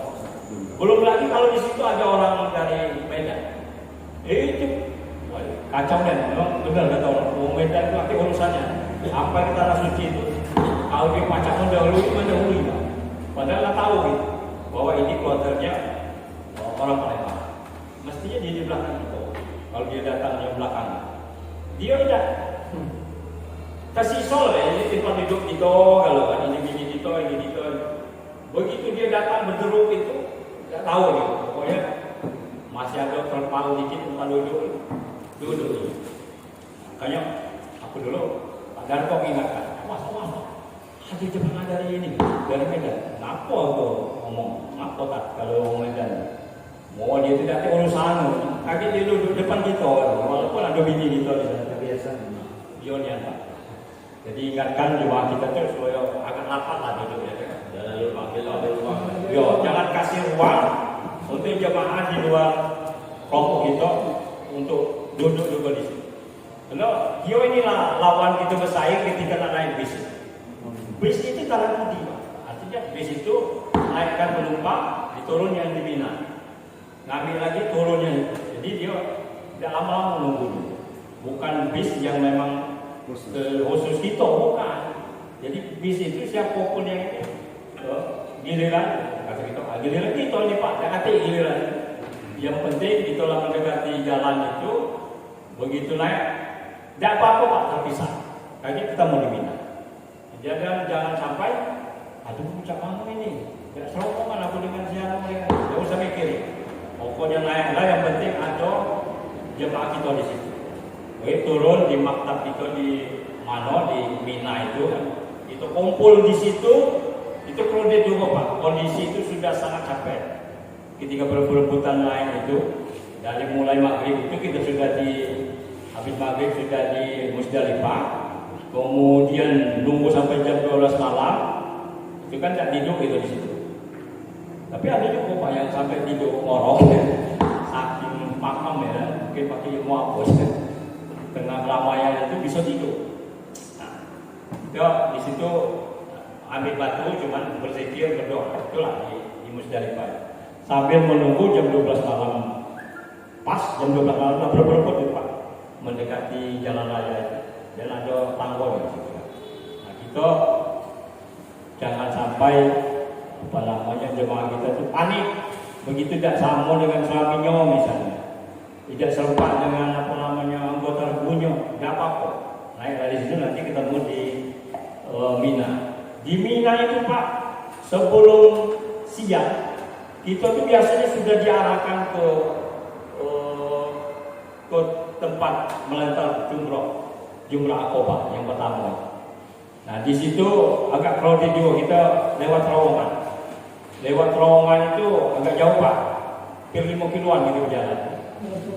Yo, lewat terowongan. Tapi di sini Pak, di situ tuh banyak jalan yang berjalan jauh, seperti apa namanya kalau di mall itu kan lift.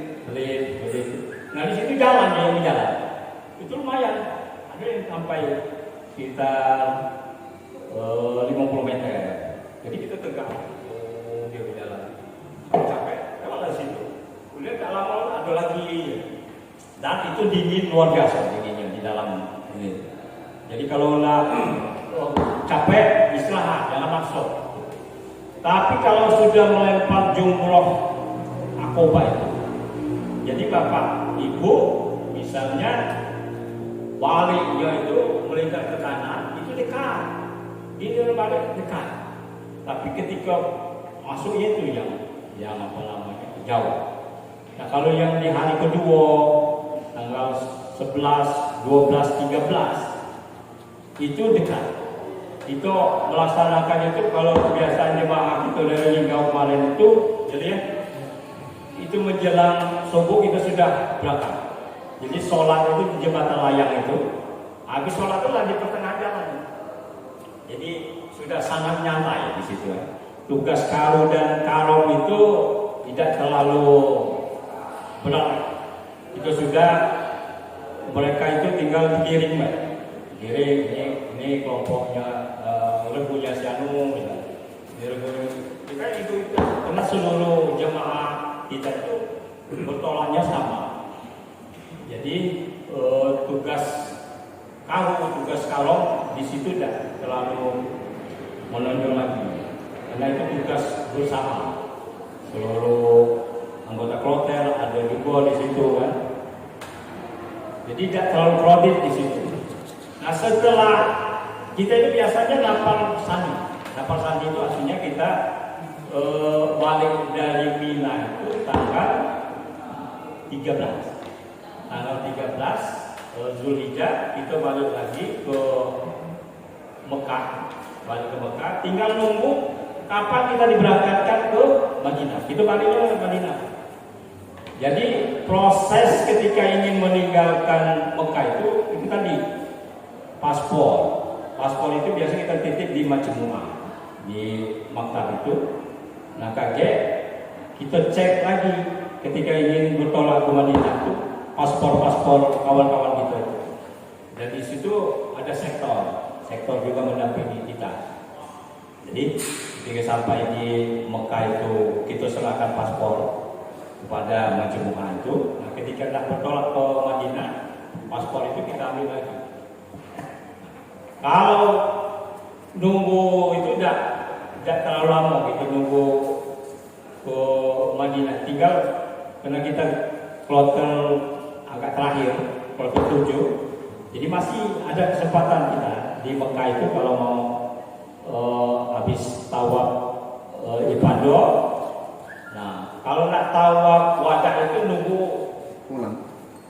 dikit-dikit lagi nak pulang. Jangan langsung tawaf wadah. Tawaf wadah itu perpisahan. Jadi kalau langsung perpisahan, jangan sampai setelah tawaf wadah itu kita masih di Mekah itu. Jadi menjelang keberangkatan, misalnya besok pagi nak berangkat ya, sore-sore ini sekalian sholat sholat asar ya kan, ya tawaf wadah. Ya, jangan 3 hari nak bertolak ke Madinah kita sudah tawaf wadah, malu lah balik lagi lah. Tuhan apa orang ini balik lagi? Awalnya permisi ya kan, balik lagi. Nah tugas bapak ibu di Madinah itu tidak terlalu berat. Yang berat itu sama dengan di Mekah itu ngurusi makan akomodasi. Jadi bapak sebagai ketua karom itu tunjuk niat pak. Misalnya untuk makan zuhur ini siapa? Untuk makan pagi itu siapa? Untuk makan malam itu siapa yang ngambil nasi itu? Jadi yang ngambil itu di lantai bawah.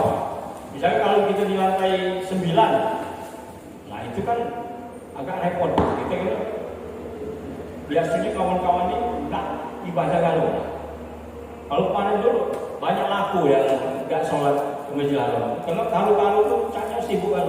Kalau kita mau Pak ganti yang enggak, ayo, wong lain bayar, tanya wong lain, ayo, biarlah kalau bayar dulu. Ayo 2-3 kali Pak Narong terus. Jadi aku pikir adalah Tuhan yang ngerti ini. Penting wong ini kan bisa makan. Ketika dia balik dari ibadah, nasi tinggal dia memakai kan. Nah itu nasi kotak, isinya itu ada buah, kemudian buah itu kan kita. Nah menu kita ini luar biasa Pak menu kita. Saya ambil dari Taklimatul Hajj dari pemerintah Arab Saudi itu. Kita ini makan 119 kali makan. Makan pagi itu di antara jam 6 sampai jam 9. Mengapa waktunya itu panjang? Karena banyak yang lagi ngungsi kan. Bukan kloter kita banyak. Jadi dari jam 6, jam 9 itu kita sudah standby. Siapa yang ditunjuk? Misalnya kalau Mano, dia sudah nunggu di situ. Syukur-syukur dia cepat dapat nasi kan. Nah itu harus dimakan jam 12. Kalau tidak basi. Jadi jangan lama-lama di masjid itu kan. Habis tahajud sudah sholat subuh, sudah duha masih nunggu sampai zuhur lagi. Baliklah, kalau itu nasi itu pasti bisa dimakan. Jaminannya seperti itu. Jam 12 siang harus dimakan. Terus makan siang ini jam berapa? Makan siang itu diantar itu mulai jam 12 siang sampai jam 3 siang. Waktu basinya itu sampai jam 6 sore. Jam 6 sore. Nah makan malamnya itu jam 6 sore sudah datang lagi nasi sampai jam 9 malam. Harus dimakan sampai jam 12 malam. Nah jadi perputarannya seperti itu. Tinggal Bapak Ibu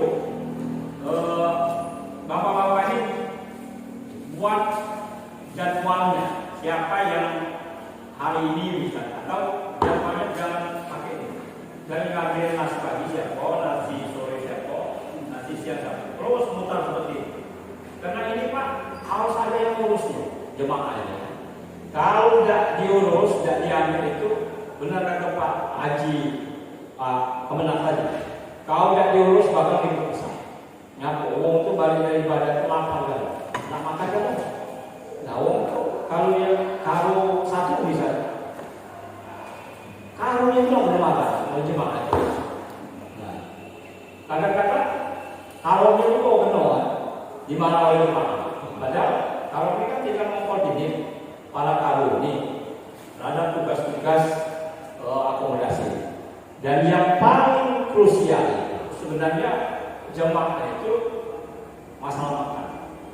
Masalah makan itu hal yang paling pokok. Kalau perut kenyang, tidak ada lagi yang ribut. Biasanya kalau kenyang kan ya. Nah, kalau lapar, kamu dia kan. Kalau dia rokak ya. Tapi kalau dia lapar, maka itu diaturnya kan. Diatur jadwal itu sesuai jadwal makan.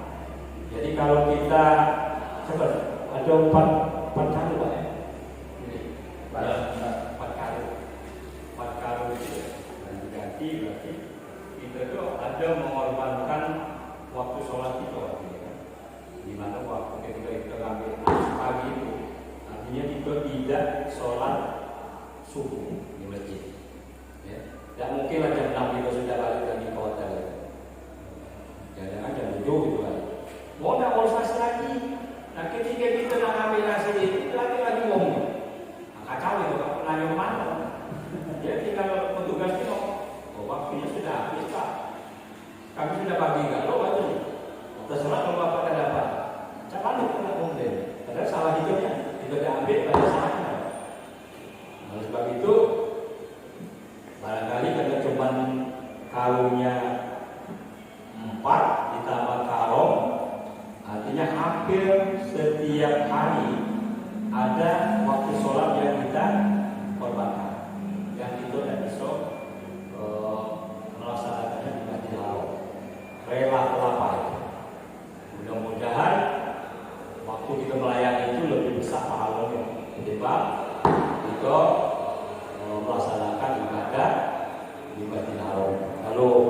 satu waktu itu 100.000 nilainya, maka kita melayani itu mungkin lebih besar dari 100.000. Nah, terkait pelayanan di Mekah itu bis kita itu ada 53 untuk jurusan Laudo ke terminal di dekat Masjidil Haram. Jadi 24 jam dilayani. Ya. 53 itu hanya melayani 21.015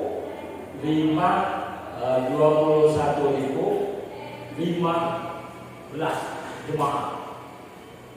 Jadi khusus jemaah yang berada di Raudo itu 24 jam dia memutar terus bis-bis itu, Pak.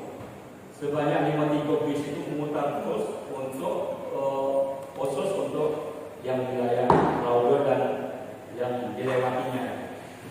Jadi aman gitu, selama melaksanakan ibadah haji. Kemudian di Madinah itu ada pelayanan juga dari pihak maktab terkait misalnya ziarah.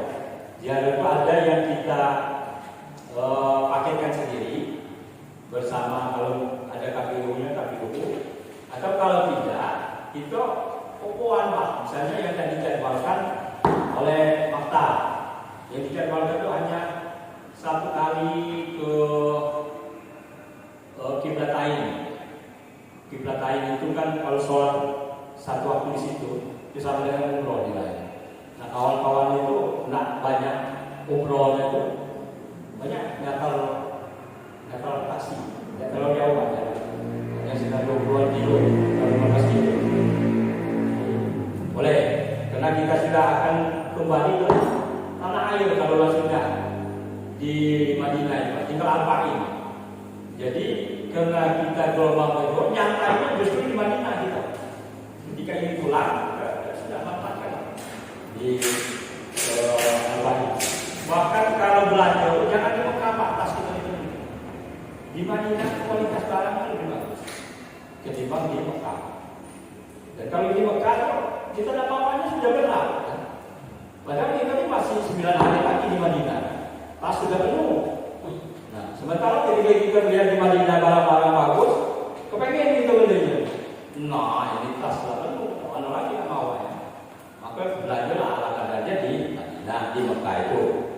Nah, ketika nak memenuhi tas itu ya di Madinah, kualitas barangnya lebih bagus ketimbang di Mekah. Nah, yang tidak dijadwalkan oleh maktab itu kita sendiri hitungan. Misalnya ingin berziarah, ada banyak tempat ziarah di Madinah itu, termasuk ke Jabal Mahmud.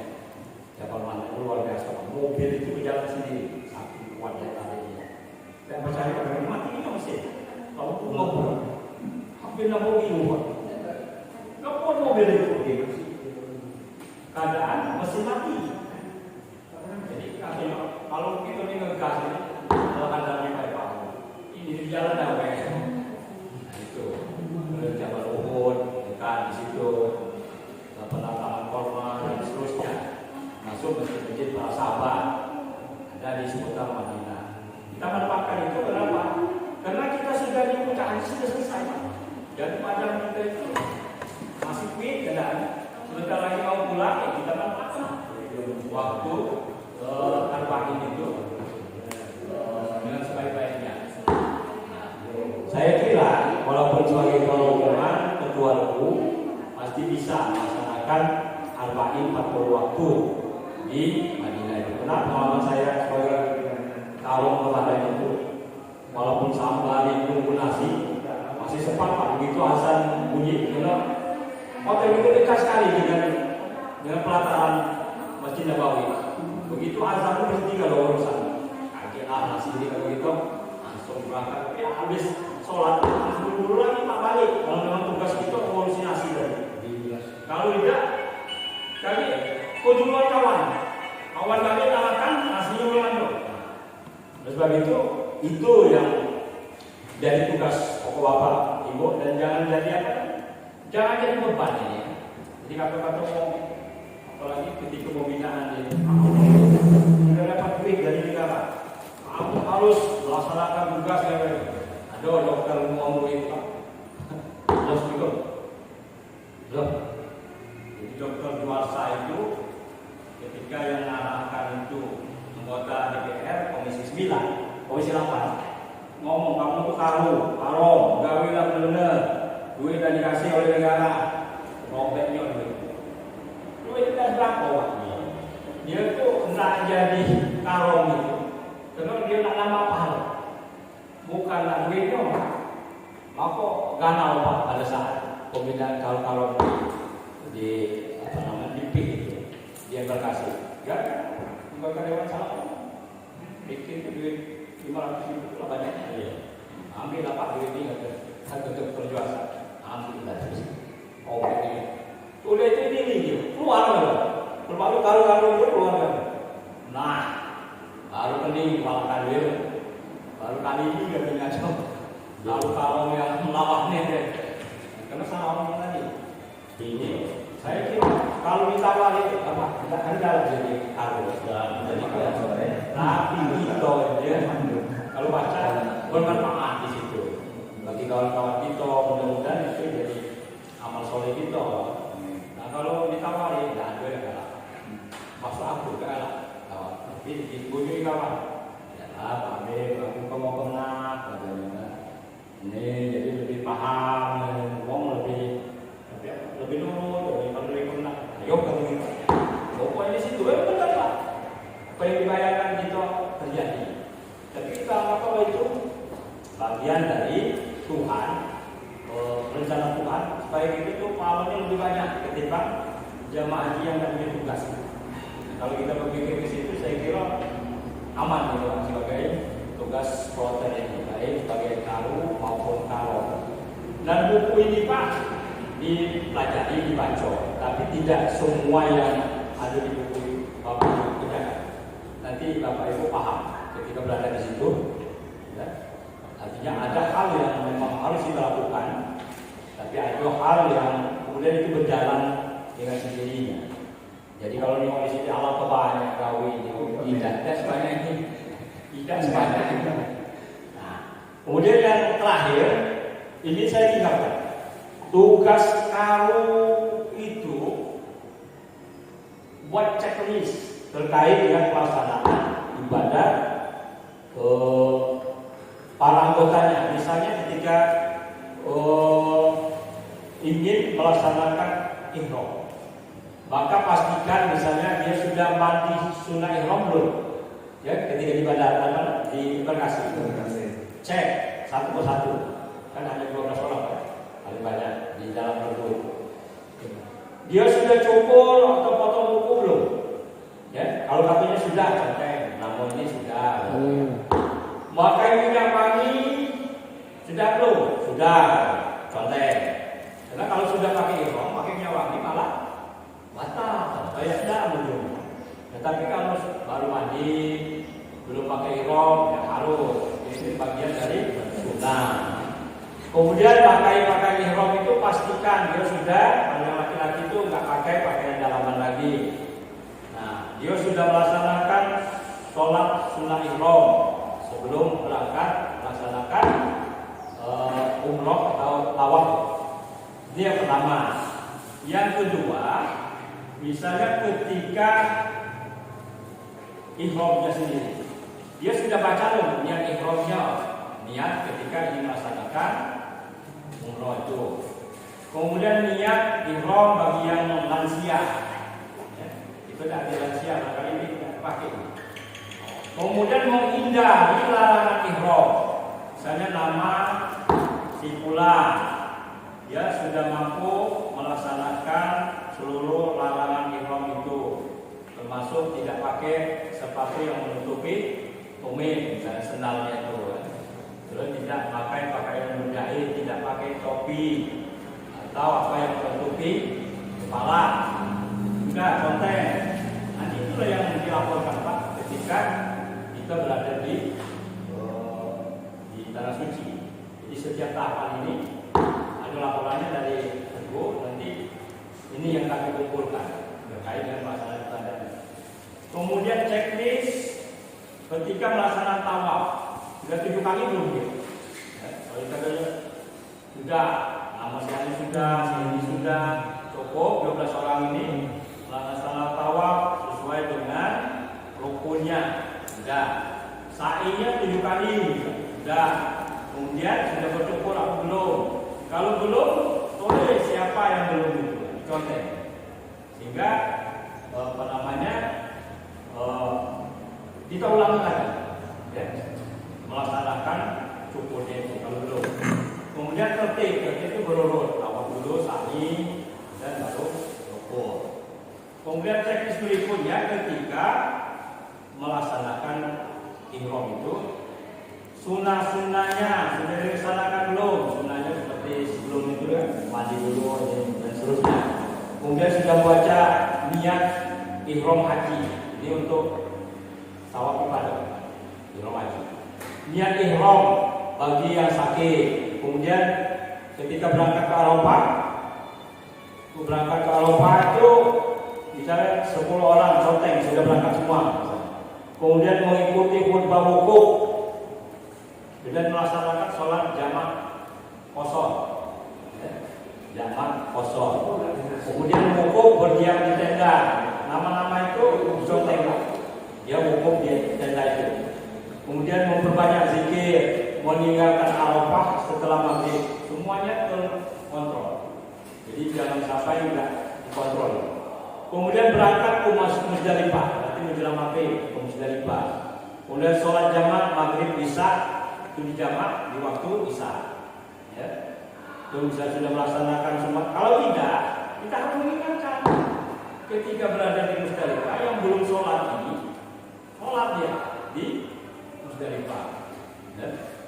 Tapi kalau tidak dicontek, nggak tahu gitu. Mereka ini sholat maghrib sama isya. Itu kan digabung, di jamak kosong. Kemudian menerima, mengambil zikir, sudah semua kita contek. Kemudian mabit di Musdalifah. Kemudian waktu di Mina, hadir di Mina. Nah, anggota kita itu semuanya hadir, contek semua. Sudah melempar jumrah akobah, jumrah pertama ketika kita datang di tanggal 10 Zulhijjah itu, kita sudah melempar jumrah akobah. Yang sudah itu conteng semua. Kemudian bercukur, tahalul ketika sudah melempar jumrah akobah. Supaya apa? Kita sudah melepaskan pakaian ihram, sudah pakai pakaian bebas untuk melaksanakan melempar jumrah di hari berikutnya. Kita pakai pakaian biasa. Kemudian memperbanyak zikir dan doa ketika berada di tempat melempar jumrah itu, ikut doa juga. Jadi kita tanya Pak, doa belum tadi di sana? Sudah, termasuk ketika dia berzikir di kemah kita di maktab, di kemah. Kemudian bermalam di hari tasnik 11, 12, 13 ketika apa sana. Jadi kita cukupkan sampai tanggal 13. Kemudian melempar jumroh, ya. Khusus itu 11, 12, dan 13 itu dicontek semua. Dan saya tinggalkan. Kemudian tawaf ifadah. Tawaf ifadah ini bagian dari rukun haji. Pengalaman saya itu ada orang stroke, tapi walaupun dia stroke dia berjalan. Ketika balik dari Mina, dia ingin berhubungan suami istri. Apa stroke? Aku panggil istrinya, kuat dia. Kata istrinya, tapi suami saya kita tempel sudah. Tapi persoalannya dia dulu tahu apa kacau. Nah, kacau itu Pak. Lagi meleota dan tidak sah pulang. Mako sibuk lah kali ini. Bagi tugas dengan Pak Haji Darko bawa istrinya tahu kepada aku ini sudah mengawani yang suaminya. Suami ini nyari istrinya ke seluruh kamar dimasukin. Nah, bingung. Gak masuk kamar cewek. Betul. Suaminya lagi tahu apa? Wah, teningnya kali ini Pak. Jangan-jangan dia memperkosa bobo di situ nggak kacau. Jadi pikirannya lah ada ini lah. Tidak balas. Pikirannya ini berhubungan lah. Jadi itu ada penjaga hotel itu orang Pakistan besar ni. Usul nak kami tak berani gitu. Malah kerja. Buat katanya tu pak, sari jumpa mantan pegawai PO Musrah Pasir. Ada kawan-kawan di kuat tak mau berani juga. Jadi pas dalam pengalaman dekat ini, dia lagi paling mau bagi besok. Untung tak. Hakim ini. Jadi hal-hal yang kita pikir tak akan terjadi, ya di sana itu terjadi pak. Mana banyak istighfar lagi dia tu pak. Ada ini lagi. Jadi yang luar biasanya lagi, dia itu tidak kalah diajak kawan kawan. Ya Allah, bingung gitu. Jadi agak maksud jadi tahu di kursi roda, kami naik ke bis, langsung ke Menjelarong, kami tahu ke situ. Biasa salur saja. Dan itu kalau ngomong itu, nah kumpul lah, kamu keluar nih, kumpul lah, kumpul. Nah, ada peristiwa-peristiwa yang tidak halal gitu. Dulunya bahwa, nah tahun kado, kemudian sahi, tahlul sani. Tahlul sani ini selesai. Tertib, kemudian menunggu kawan-kawan awal wadah. Lalu kita berangkat ke Madinah, Arafah dan menunggu kepulangan. Kalau kita lihat randomnya itu pak, urutan pelaksanaan itu kelihatannya mudah. Tapi pelaksanaannya kredit memang di Al-Musnah. Di Al-Musnah itu hampir separuh dari jumlah yang mati itu di Al-Musnah. Misalnya 505 kita tiap tahun mati. Yang mati paling banyak itu separuhnya itu di Al-Musnah karena kelelahan. Nah, oleh sebab itu kita sebagai kalau ingatkan pahala itu memang dikejar. Tapi kalau sampai kita tidak bisa melaksanakan haji gara-gara ibadah ini sholat, nah, tujuan utama kita haji. Nah haji itu kan di Arafah. Nah ini ya tawaf pada. Saya kira itu pak yang ini saya bisa bapak ibu baca sendiri ya di buku ini. Karena di buku itu sudah sangat rinci. Walaupun demikian tidak semua rincian itu kita melaksanakannya. Nah kok di situ ada tugas dokter, tugas perawat, tugas pembimbing ibadah. Jadi tidak sedetil ini sebenarnya, tapi bagus juga detil supaya kita paham. Gawe ini, ya. Tapi yang paling penting itu aku ingatkan supaya baginya tugas itu ketika ambil nasi. Nah awal tuh sayang aku sholat malam sholat subuh aja. Karena sholat subuh itu panjang pak, jam 1 lah berangkat ya.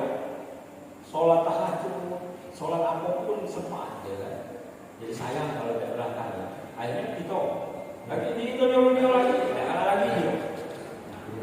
Pasti kalah. Saya kira itu Pak Ibu, Bapak-bapak ya, yang saya hormati. Nanti yang paling penting itu kita selalu koordinasi di sana. Makanya wajib bapak-bapak ini masuk dalam WA group petugas haji. Nanti kita buat khusus masuk fotonya nanti kita buat langsung. Saya kira itu. Kurang maaf. Assalamualaikum warahmatullahi wabarakatuh. Baiklah, terima kasih kepada Bapak Haji Habibullah. Saya kira dapat dipahami apa yang disampaikan kepada kami sekalian. Saya selaku moderator, apabila ada yang salah, saya maaf pada Allah yang Maha. Saya akhiri wassalamualaikum warahmatullahi wabarakatuh.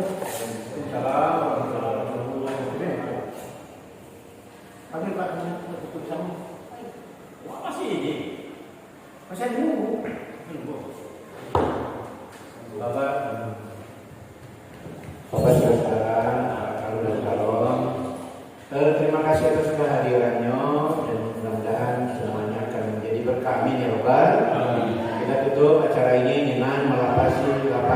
Alhamdulillah.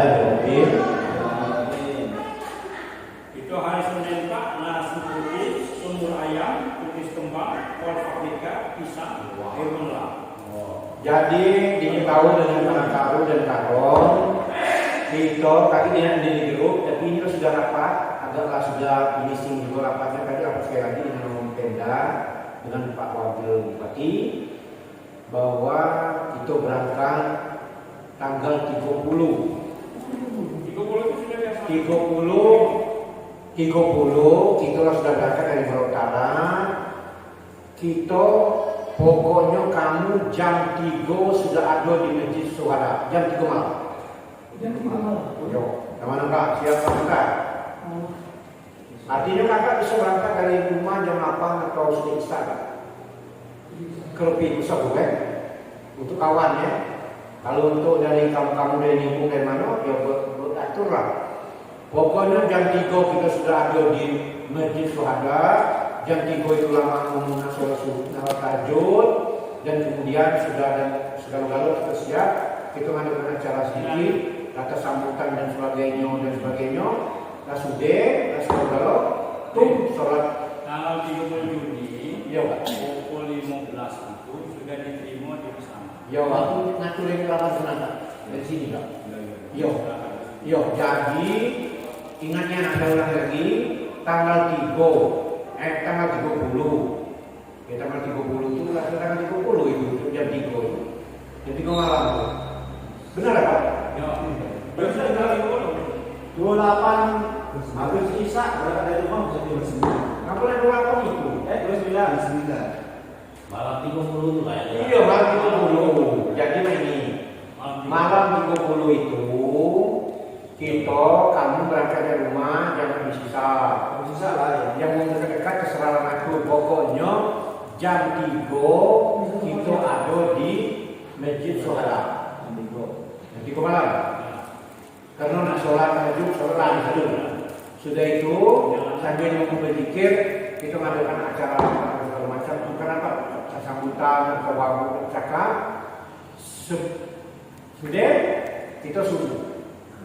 Sudah subuh, nanti subuh ibarat karena aku lagi cocok kalau ini, tak sudah subuh langsung kita berangkat, langsung keluar dari tempat itu. Nah azan lagi aku nak mengantar apa segala macam. Sudah Pak. Jadi suara mana? Sudah sudah begini. Oke, bisa. Karena kalau kita acara di sesudah subuh itu kita bakal berangkat jam 7. Ujungnya kita masuk Lembang itu jam 5. Oh marah kalau kita. Jadi main ini kita datang jam 2:30 lu baca masuk. Tak apa. Tapi kalau kita terlambat 10 menit baik jam 3 tu mulai begitu. Itu terlambat. Mana mau tahu? PC aja tanggal berapa? PC-nya sebelum itu. PCR saya. Oh ini kan tanggal 14. Ini bukan tanggal 14. Kan itu benar sudah. Katanya udah kayak kebetulan bupati ini baru PCA dihimbau dari penjelasan PC-nya dihimbau. Seluruh itu. Belum masuk. Enggak, Pak, permasalahan penilai kan itu. Kalau permasalahan kemarin itu lah, Pak. Itu mana nggak mengatur ini. Tidak sekarang kan orang aku saya itu. Kalau aku tidak PC-nya itu 72 jam sebelum ini. Ini kan melaksanakan hari sampai saat ada berlanjut dengan sekitar 3 kali 24 jam sebelum mendarat di Arab Saudi. Jadi sehari sebelum keberangkatan dari sini. Jadi kalau tanggal 30 berangkat itu berarti tanggal 29 itu kamu lapis PCR. Ya kalau PCR kan repot Kak, ketemu 9. Dia perlu sebelum jangan kalau. Jauh-jauh kita Iya. Ini lagi tetap di kekuatan tinggal. Hanya kau. Iya nih. Melaksanakan PCR kepada jemaah dan dengan hasil 3 kali 24 jam sebelum mendarat. Kalau lewat itu pasti berlaku lagi. tidak hasil Pak langsung. Coba kali. Iya. Jadi ini Kak, kalau diatur kami ini perjalanan macam itu. Kalau tangan 9 Kalau Kalau dia balik dari rumah, lagi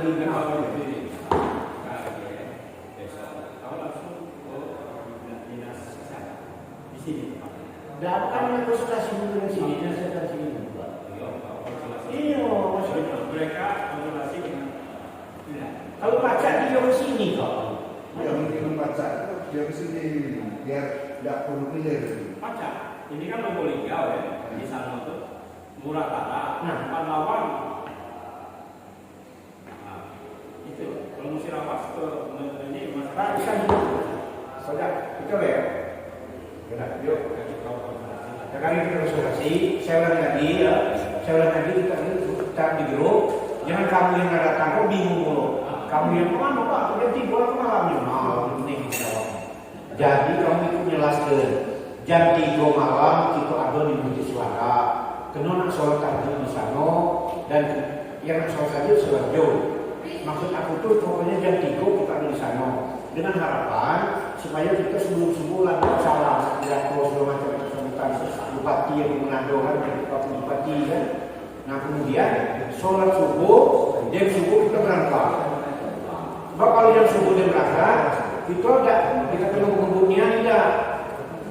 Ya, kalau kita ngomong dengan jemaahnya, jam subuh kita berangkat. Jemaahnya belum ada yang datang Pak, sekali dengan itu. Udah, aku udah bicara soal datang maksudnya itu. 12 jam sampai Yang penting bapak itu tahu. mana? Tadi aku sampaikan di grup juga. Kamu melok jelas ke, jangan aku nyawab kalau di pertanyaan jemaah aku. Jawab sih. Ya, saya jawab aku. Nah, situ. Kamu kan kamu pegang, nama kamu komentar. Nama kamu tahu di bawah aku di sini. Kamu melok jelas. Jelas sekali nyawab, jelas lagi. Nah, untuk kalian ngomong, nah berangkat tidak. Aku SMS dengan Ya, jadi jam 3 kita sudah ada di Surada. Sebelum subuh kita ada acara resmi yang dari wakil bupati. Sholat subuh, jam subuh kita keluar masjid, langsung masuk mobil, langsung berangkat. Tidur di sore di mobil itu dia terserah. Yo intinya itu sampai tidur. Ya latihan. Sudah itu mobil gede, maka nanti mau selesai urusan. Sudah tertembak, berangkat kita lagi diatur stop di mana sholat di mana, sholat sohor sholat di mana lagi diatur. Maka dari perjalanan intinya sebelum jam 3 kita masuk asrama. Kaki tiba macet, Pak. Tiba macet itu walaupun pakai patwal, siapa nak minggir? Bukan minggir, kita gerak mobil. ada pengampaian. Benar baik. Kita ni kamu Allah, ya. Oke, dah. Tadi tinggalkan tu. Tinggalkan je. Tinggalkan bawah. Tekan koyang.